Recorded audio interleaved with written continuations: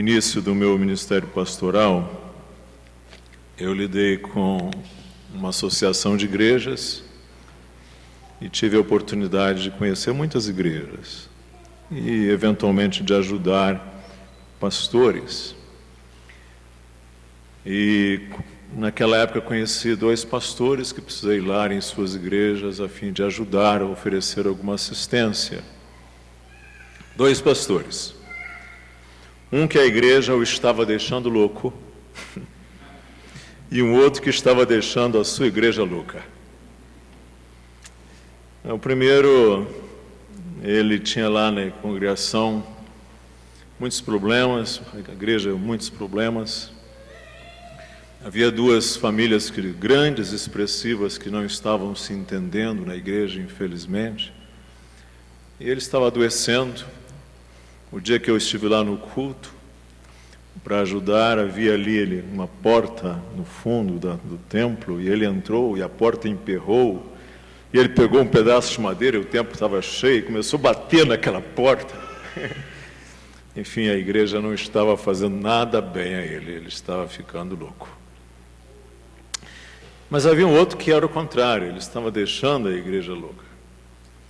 Ele tomava iniciativas, assim, sem consultar a igreja, contratava trabalhos e serviços e pagava e recebia, sem que tivesse aprovação, sem que tivesse um corpo de diáconos, um tesoureiro, e simplesmente a igreja estava empolvorosa.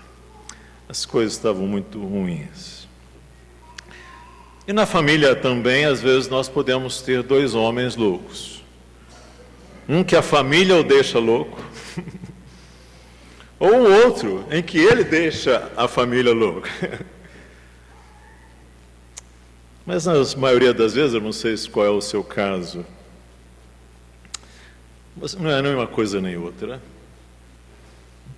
Provavelmente seja esse o seu caso. Tem-se ali um homem buscando servir com fidelidade ao Senhor.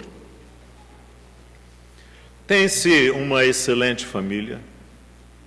Tem-se uma excelente situação. Mas aí surgem situações maiores. Situações fora do controle, que colocam esse homem no olho de um furacão. Como lidar com isso? Eu peço que você abra novamente o livro de Jó, capítulo 1.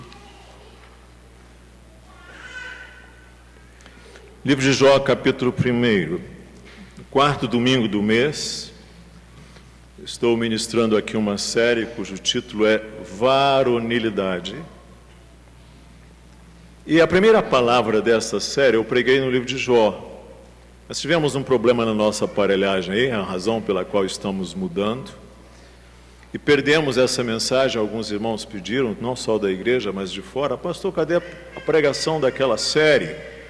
O fato é que perdemos.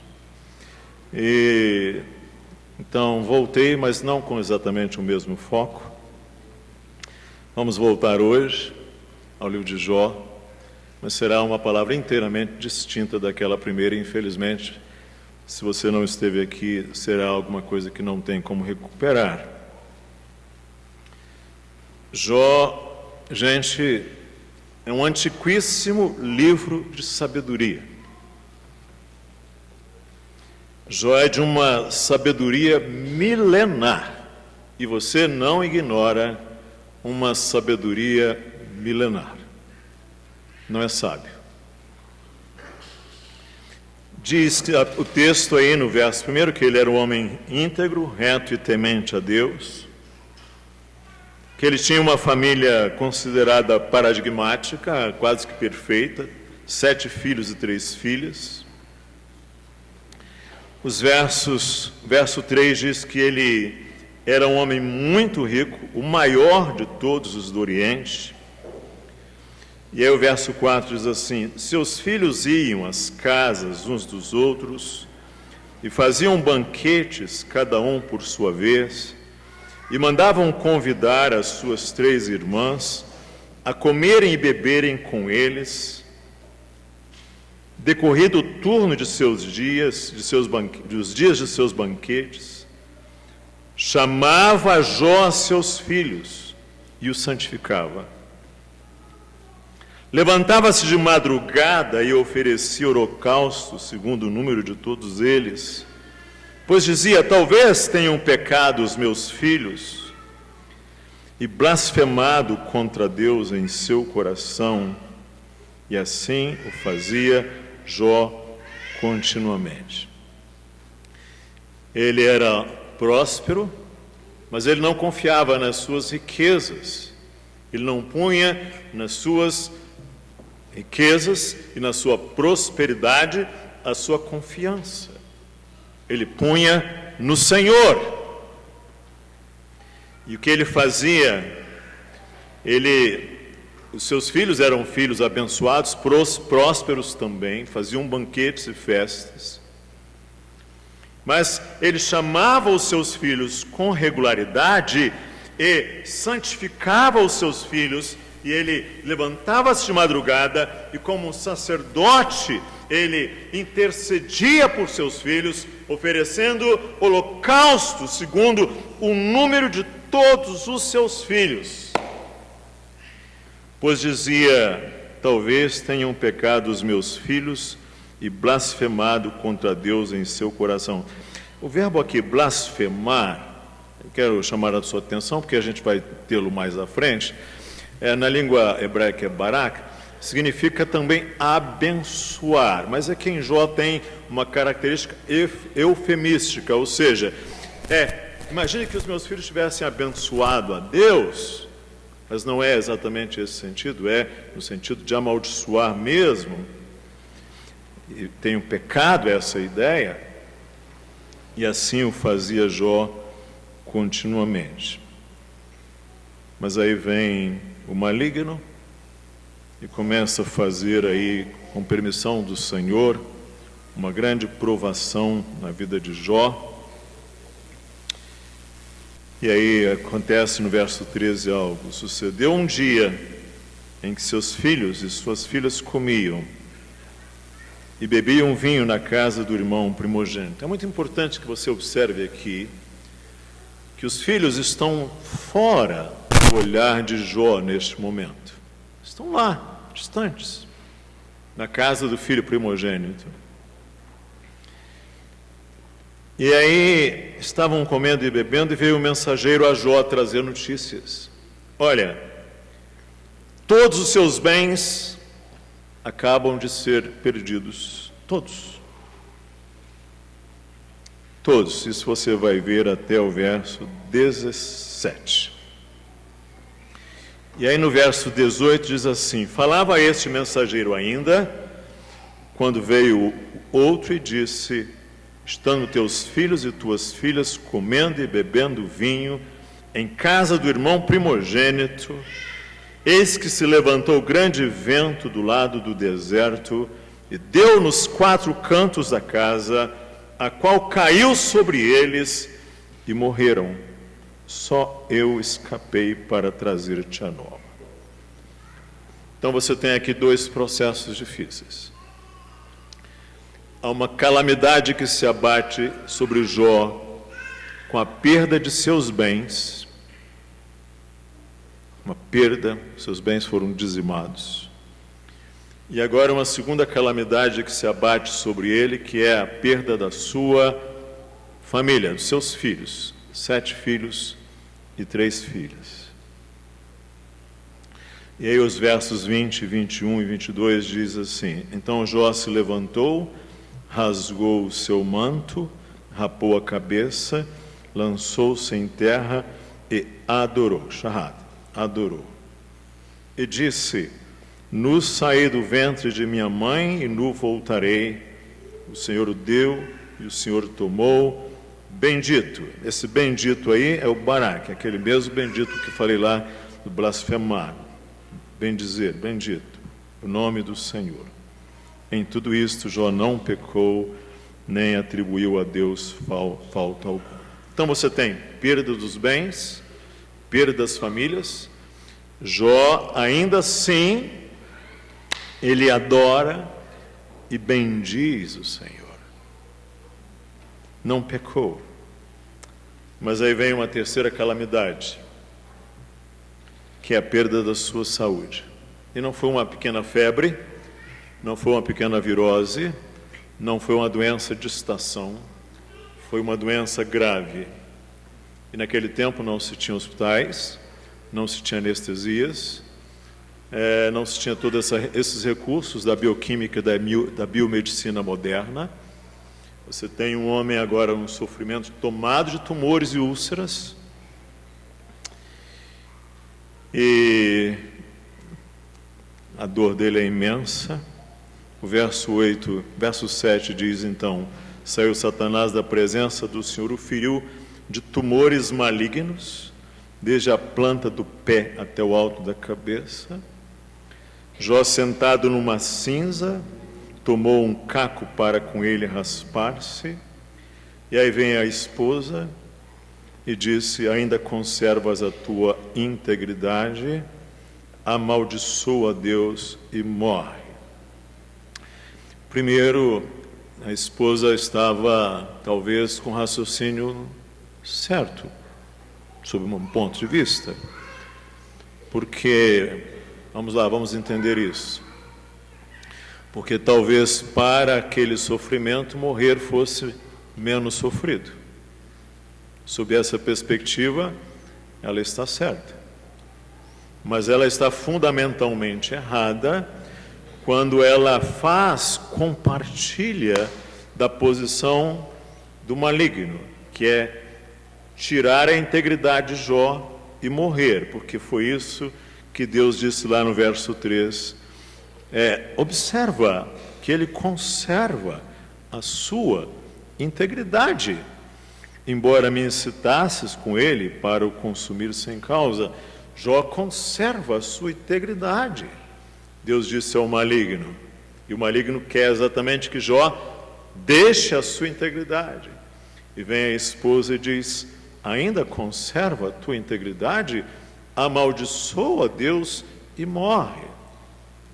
Só uma palavrinha, alguns intérpretes, mesmo alguns que têm aqui em São José tido essa leitura, dizem que a mulher, talvez pensando em defender a esposa de Jó, diz que a mulher teria dito, abençoa Deus e morre, porque Barak é abençoar. Só que isso é uma leitura superficial e isolada, porque se você fizer uma leitura para trás, você vai observar que aqui esse sentido de Barak não é só no sentido positivo. Veja lá, por exemplo, verso 11, Deus diz assim, estende, porém, a mão, aliás, o diabo diz a Deus, estende, porém, a mão e toca-lhe em tudo quanto tem, e verás se não blasfema contra ti na tua face. Esse blasfema aqui é Barak, é blasfemar, ok? É amaldiçoar, ok? É a mesma coisa. Quando Jó diz lá atrás, vá que os meus filhos tenham Barak contra o Senhor, é amaldiçoar. Então essa leitura que alguns colegas têm feito é uma leitura muito isolada e inapropriada. O que ela diz literalmente é amaldiçoa a Deus e morre. Blasfema. Aliás, o Satanás diz isso lá atrás. Estende, verso 5, estende, porém, a mão, toca-lhe nos ossos e na carne, e verás se não Barak na tua face. Não é? Vê se não blasfema na tua face. Mas Jó não fez isto. A alma de Jó se mantém temente a Deus. E mais, a fé de Jó se mantém firme em todo tempo. E mais, a fidelidade de Jó não cede em todo tempo. Nesse tempo em que perde os bens, perde a saúde e perde a família e não tem ali, talvez pela dor da esposa. A esposa ele não perdeu, mas ele perdeu naquele momento a sintonia da esposa, não é? Ele perdeu. Ele esteve só.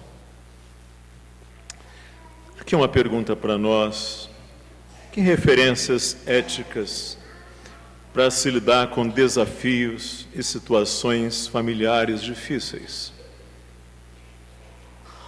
Observa aqui, irmãos, algo importante. Satanás iniciou os ataques a Jó atacando o seu contexto. Satanás não começou atacando Jó vindo direto a ele, assim, entende? Satanás veio e atacou o seu contexto, o seu entorno. Satanás ataca no contexto áreas vulneráveis. Estão lá os seus filhos, lá distante. Vai lá e ataca, vai lá e fere, vai lá e claro, produz uma imensa dor na sua esposa. Você, marido que está aqui, você, pai que está aqui, você sempre está em contexto. Você está sempre em relação. Você está sempre em vínculos. E às vezes você é provado, não diretamente, mas provado no seu entorno, provado no seu contexto. E às vezes provado em contextos vulneráveis. Por exemplo, nos dias em que lá no deserto começou a haver uma murmuração em Israel, ela não começou ali das principais figuras dos hebreus, ela começou lá na periferia, na arraia miúda dos judeus no deserto, e aquilo foi inflando como um fermento, não é? Começou lá naquela periferia, na arraia miúda. Quando Israel saiu do Egito, chegou no deserto, os amalequitas não atacaram Israel pela frente, atacaram por trás, não é? Atacaram ali pela retaguarda. Satanás tem método. Ele ataca às vezes por fora, ele ataca em contextos, ele ataca em situações, ele ataca em relacionamentos. Ele atacou Jesus por Judas, não é? E aí você às vezes passa por situações difíceis, por provas, por conflitos e até investidas malignas no contexto familiar. É o caso de Jó. O maligno está aqui. Situações difíceis, provas, conflitos, até investidas malignas no contexto familiar. E aí você se vê diante de uma situação difícil, uma equação difícil. Você, marido, você, pai que está aqui, você se vê numa situação difícil. Qual é? Você é responsável, mas você se sente insuficiente. E como fazer? Como agir numa situação em que você é ao mesmo tempo responsável, mas ao mesmo tempo insuficiente? Quer dizer que há duas condições que Jó mantém em meio a todo esse conflito difícil. Primeiro é que Jó não perde a integridade. Essa palavra integridade é muito importante aqui, é pena a gente não poder fazer isso de uma maneira muito exaustiva, dado ao pouco tempo, mas diz lá o escritor no verso 1, Jó era homem íntegro. Jó era homem íntegro. O Senhor diz a Satanás a primeira vez, observaste o meu servo Jó, ele é homem, diz o verso 8, homem íntegro. Diz o Senhor segunda vez a Jó, lá no capítulo 3, observaste o meu servo Jó, ele é homem íntegro, ele conserva a sua integridade. A esposa vem e diz, olha a situação, perdemos os bens, perdemos a família, perdemos os nossos filhos, você está doente, tomado de úlceras, de tumores malignos, por que conserva ainda a tua integridade? Amaldiçoa a Deus e morre. Mas Jó conserva a sua integridade. O tempo é difícil, mas a integridade se mantém. E a segunda coisa que Jó mantém é a sua fidelidade. Veja, 1 verso 20, depois que ele perde os filhos, ele diz assim: Jó se levantou, rasgou o seu manto, rapou a cabeça, lançou-se em terra e adorou. E disse: eu no saí do ventre de minha mãe, no voltarei, o Senhor o deu, o Senhor tomou, bendito seja o nome do Senhor. E Jó não pecou. Aí se você vai lá na frente, você veja no capítulo 2, verso 10, ele respondeu à esposa: falas como qualquer doida. Eu não sei se a gente deve falar isso para as nossas esposas, mas o fato é que Jó falou isso mesmo, tá? Eu não tenho como... É isso que está aqui, tá bom? Se vocês mulheres não estão muito satisfeitas, resolvam isso aqui com a Bíblia. Está assim, foi exatamente isso que Jó falou. Você fala como uma insensata, ok? Você fala como uma doida. Ok, vamos ter recebido o bem de Deus e não receberíamos também o mal? Em tudo isto não pecou Jó com os seus lábios. Vamos lá. Por que isso é importante? Jó manteve sua integridade, Jó manteve sua fidelidade. Porque, gente, maridos que estão aqui, às vezes, quando a situação se complica, nós podemos comprometer essas duas condições. Sim, podemos às vezes comprometer isto. Sabe por que é difícil? Porque a vida não para a fim de você poder resolver os seus problemas. Vem problemas sérios e graves e a realidade é que a vida não para. Você precisa embarcar como em um trem em movimento. Querem ver uma coisa difícil que hoje acontece? É a meia-idade no Brasil. Quem aqui tem entre 40 e 60 anos entende exatamente o que eu vou falar agora. Você está entre 40 e 60 anos, você está na chamada meia-idade, de um modo geral. E nesse período você tem a curva do U, não é? É aquela parte lá embaixo da letra U. E você se vê diante de dois desafios. Você precisa cuidar da geração que está declinando e se despedindo, que são às vezes os seus pais, que são as pessoas idosas, com a aposentadoria limitada nesse Brasil, com custos altos de saúde nesse país, e você precisa cuidar dessas pessoas. Agora estamos lá em casa, por exemplo, permitam-me a referência, meus irmãos e eu cuidando do nosso pai, providenciando cadeira de rodas, cadeira de banho, fazer novo banheiro, para que ele possa ser acolhido, providenciar ali alguém para cuidar dele, para fazer fisioterapia. Ou seja, precisa cuidar dessa geração que está partindo, que nesse país, infelizmente, não tem os recursos necessários, grande parte dela. E você tem outro desafio, que é cuidar da geração que está subindo, que está amadurecendo. E, aliás, diga-se de passagem, jovens, amadurecendo muito tarde, formando estrutura de autonomia muito tardiamente. Isso, aqueles que conseguem formar autonomia, porque há filhos que ficam na dependência dos pais durante décadas, literalmente. E aí você está nessa fase da meia-idade, você tem que cuidar dos seus idosos da família, você tem que cuidar dos seus filhos que estão crescendo e, em nosso caso, também dos nossos netos, e aí você precisa lhe dar esse suporte, e aí se você não tomar cuidado, você infarta. Essa é que é a grande realidade. E a vida não para você fazer isso. Você entende o que eu estou falando? Um desafio imenso. E às vezes também você ainda enfrenta um outro problema. Porque nessa fase dos 40 aos 60 anos, às vezes alguns dos homens começam a achar melhor trocar a esposa deles de 60 por duas de 30. não é? E aí ele então, o que ele quer fazer? Deixa essa mulher aí de 50 por duas de 25. E aí, e às vezes a esposa não está bem.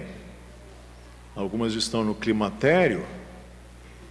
Dias atrás, um irmão de nossa igreja, que está aqui, mas obviamente vou poupá-lo, disse-me aqui: pastor Gilson, a minha esposa está me deixando louco lá em casa.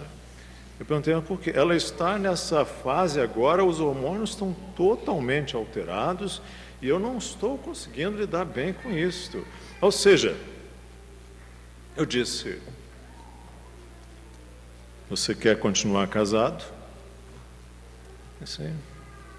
Então eu disse: continuar casado é uma escolha que a gente precisa fazer às vezes. E algumas pessoas você precisa escolher amar, decidir amar. Ou seja, não basta apenas ter dito sim lá atrás, não basta apenas ter lá e chegado diante do Senhor. Sim, é preciso novamente dizer sim, é preciso novamente dizer: eu escolho me manter casado, é preciso dizer novamente: eu escolho amar essa pessoa, é preciso dizer novamente: eu escolho novamente, decido casar, permanecer casado, eu escolho e permaneço assim. Porque se você não fizer isto, você vai mandar a esposa embora. E Jó não mandou, não. Talvez eu tivesse mandado, porque eu tenho uma paciência bem menor do que a dele, mas ele não mandou. Não, ele não mandou, não. Ele decidiu permanecer casado com ela. Sabe, gente? E aí você suplica a Deus graça para amar essa pessoa. E eu não estou falando só dos maridos, estou falando também das esposas. Claro, isso aqui se aplica a ambos os cônjuges. A coisa hoje está mal, nós temos uma coisa chamada DR. Já ouviu falar da DR? Né? O que é DR? DR é aquele momento em que a esposa chama o marido assim: escuta, vamos ter uma DR aqui, discutir a nossa relação. E aí vão discutir a relação. Ok, vamos lá, deixa eu trazer umas palavras sobre isso. Isso tem seu lugar. Mas a gente não deveria estar frente a frente só para tratar desses problemas, gente. Maridos, vamos lá, nós. A gente deveria estar frente a frente com as nossas esposas para conversar com elas, para ouvi-las, para ter uma conversa respeitosa.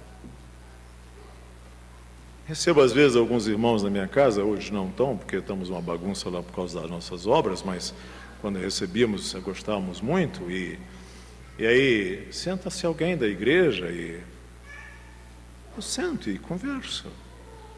Ele senta ali, eu sento cá e nós conversamos. Aqui no gabinete, vou à casa de algumas pessoas, como ontem estivemos na casa de uma família muito querida, e sentamos ali e conversamos. Mas às vezes na família, um casal, a gente não faz isso. Sente-se ali. Eu sei, não apenas para discutir a relação, mas conversar sobre a vida, conversar sobre a fé, conversar sobre a teologia, sobre a igreja, orar, pensar perspectivas, porque a gente precisa lidar com o outro como um ser humano respeitoso. E eu diria ainda mais, a maneira mais eficaz de você manter-se junto com sua esposa, com seu esposo, é muito mais não olhar um para o outro assim, embora isso tenha seu lugar, mas é quando o casal olha junto para a mesma direção, gente. Ou seja, o casal que mais se fortalece, que mais adensa, que mais ganha consistência, que mais ganha unidade. Não é aquele que fica assim muito ensimesmado nesse foco, né? Olhando um para o outro, mas é esse casal que olha para frente, olha para fora, junto, esse foco para fora, esse foco para frente, investe nos filhos, investe em coisas juntas, projetos juntos, fazem coisas juntas, cuidam dos netos juntos, viajam juntos, olham para frente, olham para projetos comuns, em vez de ficar olhando um para o nariz do outro e brigando com o outro. Quando vocês caminham juntos, olhando para frente, em projetos comuns. Ontem um irmão da nossa igreja disse: pastor, a minha esposa vai me ajudar nessa área. Eu disse: que coisa boa, ok, que vão trabalhar juntos, olhando para frente.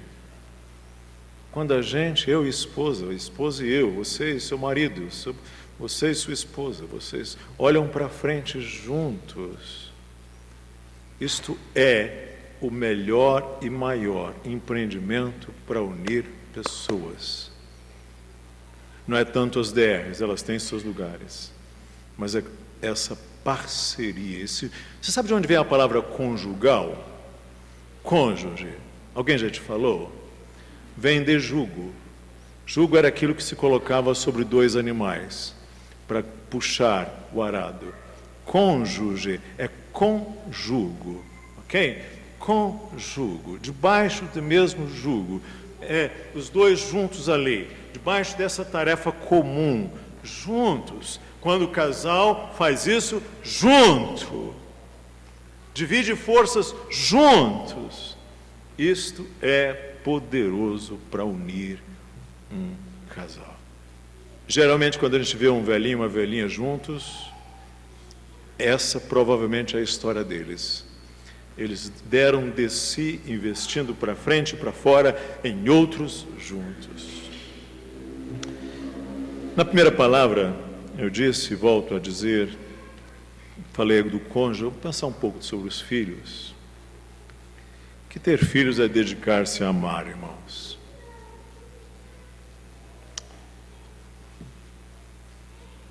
Claro, hoje muitos não querem ter filhos. Coisa boa da nossa igreja aqui, teve uma geração muito boa e bem educada, porque turma para fazer filho, graças a Deus. Não é verdade? Nossa igreja, nem sei se eu posso falar essas coisas, que hoje o Brasil está tão esquisito, não é? A gente fala hoje, essas coisas chegam aí, estamos debaixo de uma reprimenda, debaixo de algum tipo de censura. Mas eu vou dizer, criamos uma geração aqui, tem filhos, um tem 6, um tem 5, um tem 3, um tem 4, graças a Deus.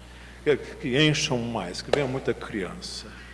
Agora, ter filhos, gente, é dedicar-se a amar.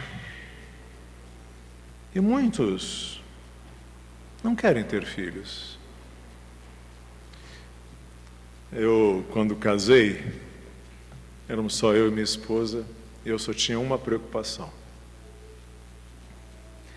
Aí tivemos 2 filhas, aí passei a ter 3 preocupações.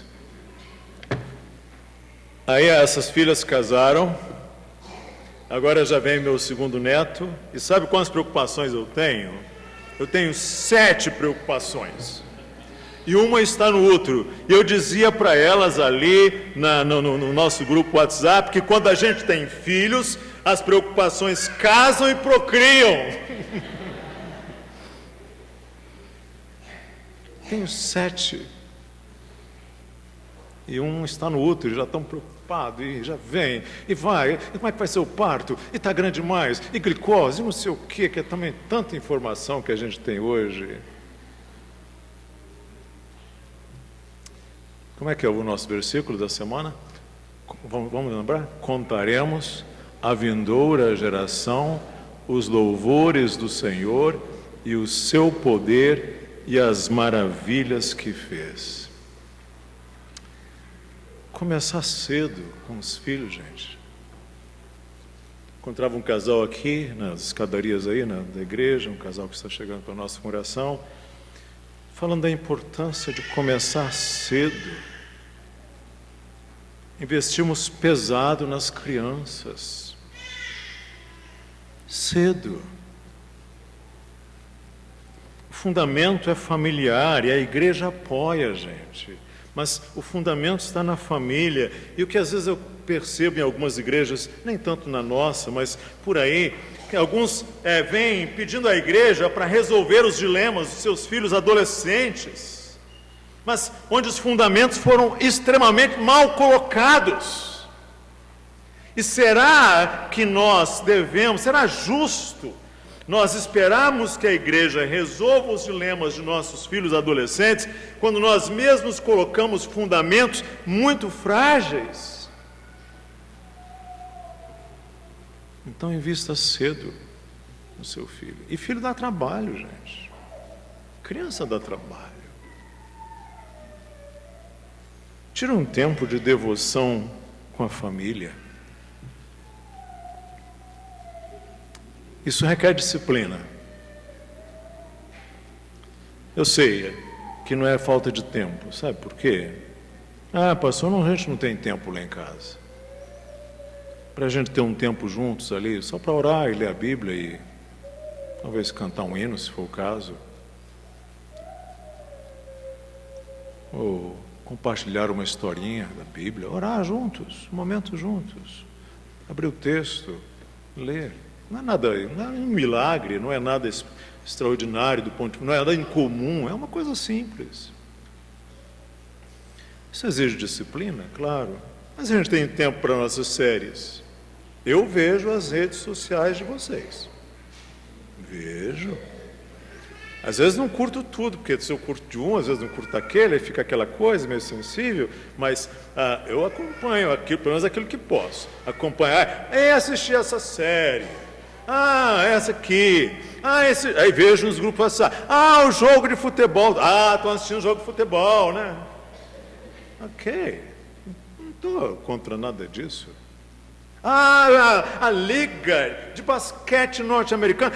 Eu também gosto daquele futebol americano. Beisebol.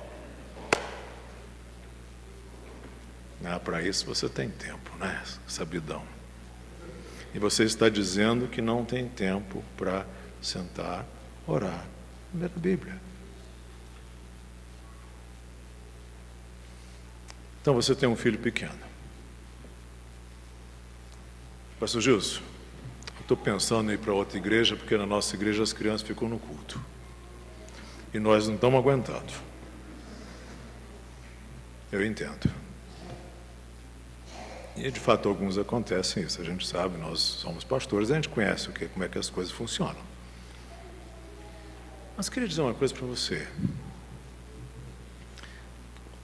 A criança vai treinando, gente.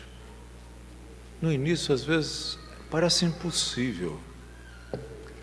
E quando em casa, ali às vezes a criança senta 5 minutos. Uma criança pequena, um bebê, às vezes 5 minutos é muito. 10 minutos. Ora, canta. Daqui a pouco chega 10 minutos. Daqui a pouco chega 15. Daqui a pouco chega meia hora. Daqui a pouco tem uma criança igual o Léo e Nalu, prestando atenção no que o pastor está falando agora.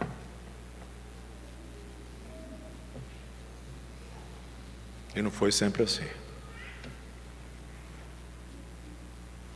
Porque treina, gente. Treina. E ganha foco. Hoje se fala, as crianças estão com TDAH, que é hoje um dos diagnósticos mais crescentes no campo da saúde infantil. TDAH. Ok, ou espectros autistas, porque estão ensimesmados, todos ali encapsulados em suas condições próprias, psíquicas. Ok. A criança não tem foco, gente. Como é importante um foco. E amadurecer, gente. E sentar com o adulto. Esses dias cantávamos aqui um hino, Jerusalém, e até os bebês cantaram, gente. Claro que não falaram uma única, falaram em línguas, como dizem os pentecostais, mas em alguma coisa compreensível não, mas cantaram. Isso é extraordinário, pessoal. Claro, dá trabalho, dá. Mamãe, dá trabalho. Mas amar é isso, gente. Amar é dedicar tempo aos nossos filhos. Eu preciso terminar, porque o nosso horário já avança. O que é que eu estou querendo, então, para fechar essa palavra? É que familiares podem ser, assim, uma solene advertência de que, embora nós queiramos, maridos, prestem atenção nisso que eu vou dizer, embora nós queiramos, nós não temos controle de tudo, não. Jó era um homem reto, íntegro, temente a Deus, se desviava do mal, investia na família, fazia sacrifícios, santificava os filhos, intercedia pelos filhos, mas controle sobre tudo ele não tinha, e controle sobre tudo pai e marido nenhum tem. Lembra que Jesus contou uma parábola muito sobre isso? Parábola simples, a daquele filho mais novo. Está ali o pai abençoando os dois filhos, um pai generoso, um pai amoroso, um pai bondoso, mas alguma coisa está acontecendo no coração do filho mais novo, que em algum momento diz ao seu pai: pai, dá-me a parte da herança que me cabe. Que coisa mais estapafúrdia, que coisa mais absurda. Ele pedia herança com o pai vivo, né? Daquela maneira. Que coisa agressiva, né? O pai não teve controle daquilo, né? Respeitou. Você vai ler lá os crônicas, os reis, você vai ver reis bons, vai ler reis bons, piedosos, aí você vai ver o próximo filho, que rei ruim, que filho ruim, não é?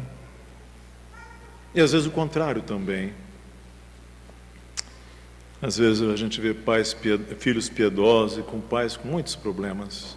Um pai com adição ao álcool, por exemplo. Eu me lembro, aqui nessa igreja, muitos anos atrás, eu fui à casa de uma família, lá encontrei uma jovem de nossa igreja, uma menina, adolescente. E ela estava muito mal, deixando a igreja, chorando. E ela falou: pastor, você pode vir aqui ao meu quarto? Posso, se a porta ficar aberta. Eu disse para ela: ok, fomos. Sente-se aqui. Pastor, eu sentei na cama ali com ela, ela chorando.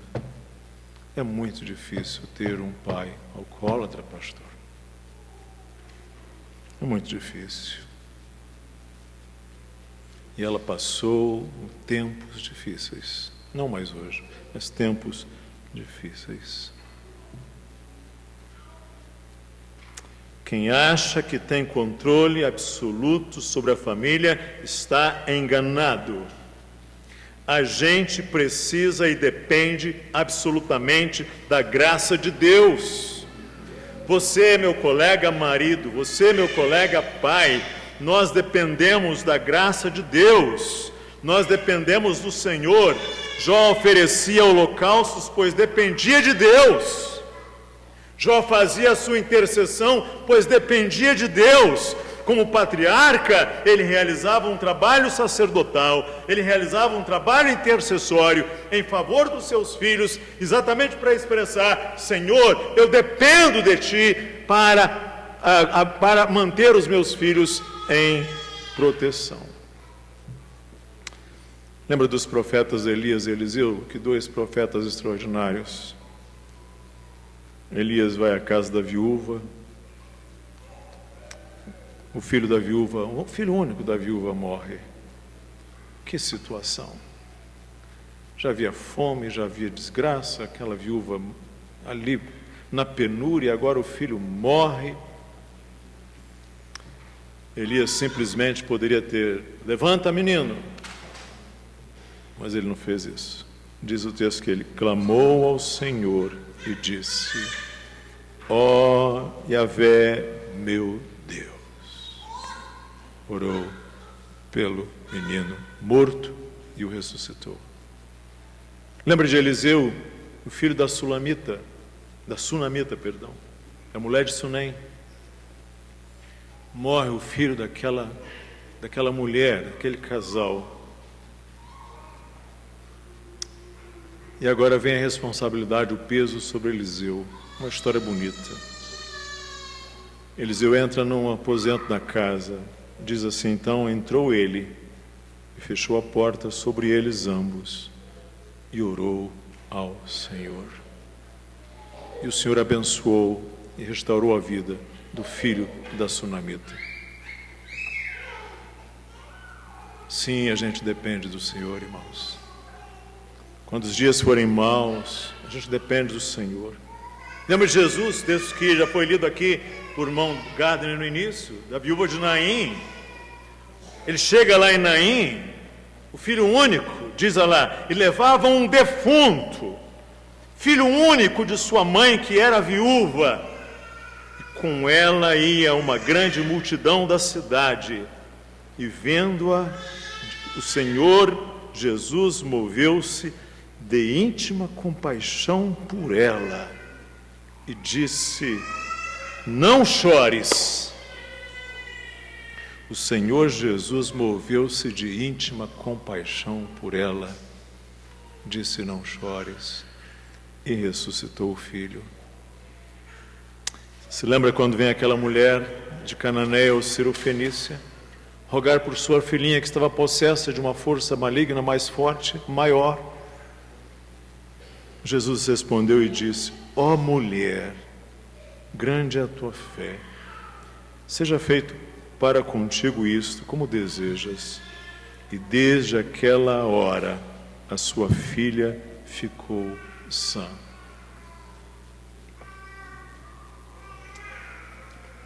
Quando Jesus começa o seu ministério, ele começa numa casa em que há um casamento.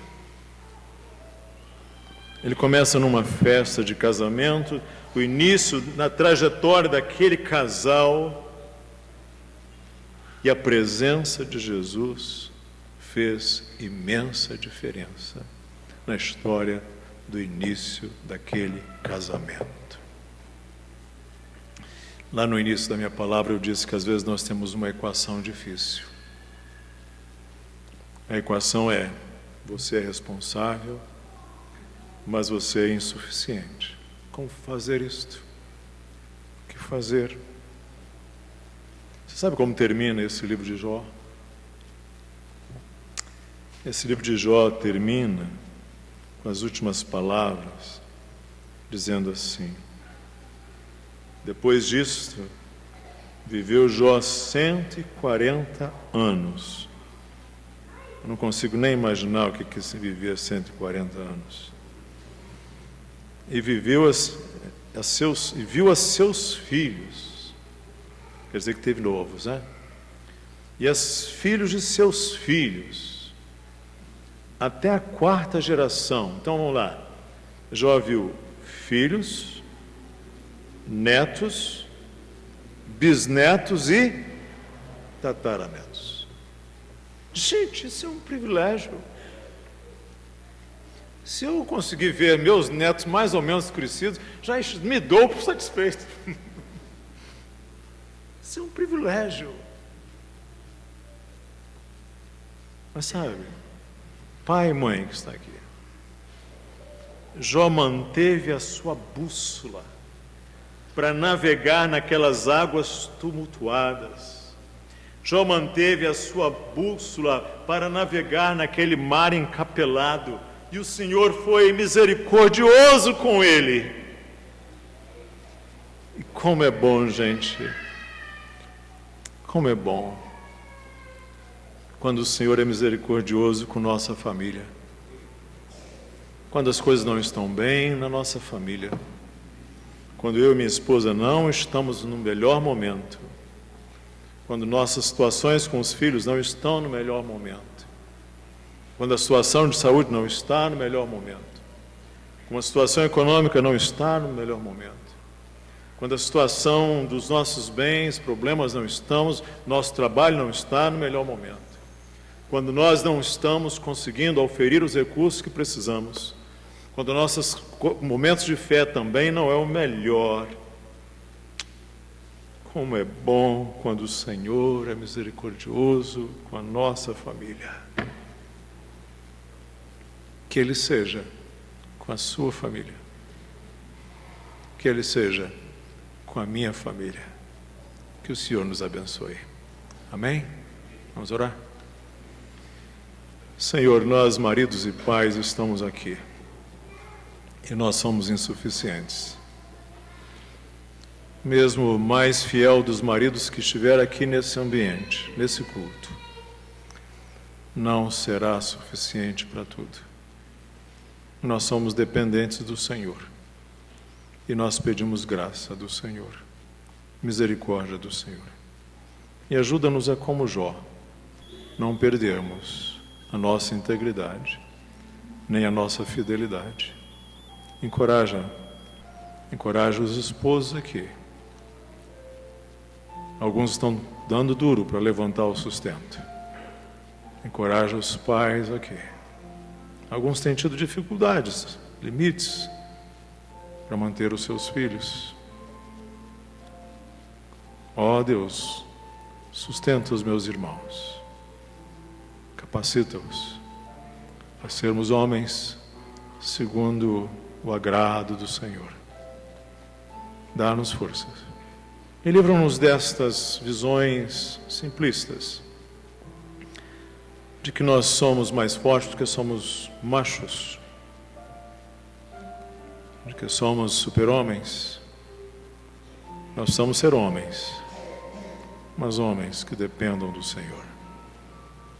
Não nos deixe confiar na nossa força, mas a confiarmos unicamente em Ti. É o que te pedimos, em Cristo Jesus. Amém.